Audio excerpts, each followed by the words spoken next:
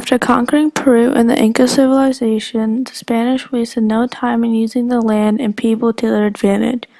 After finding large deposits of silver, they put Inca boys and men to work and made them mine for the silver and mercury that refined it. They worked them from dawn to dusk non-stop, and with the mercury slowly poisoning them, much of the Inca civilization died in mines. Not only that, but the mercury also seeped into the soil and turned to gas and mixed in with the air, making much of the land toxic.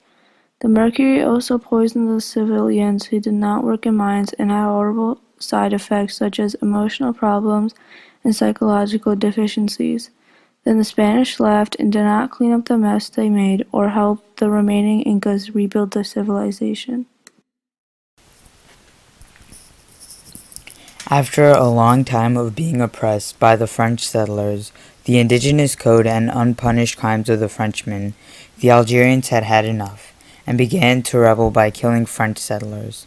The French government then responded to this with terrorism, and the Algerians then used counterterrorism, and this cycle continued until the current leader of France is replaced by Charles de Gaulle, who supports Algerian independence and says they need to be self-determined.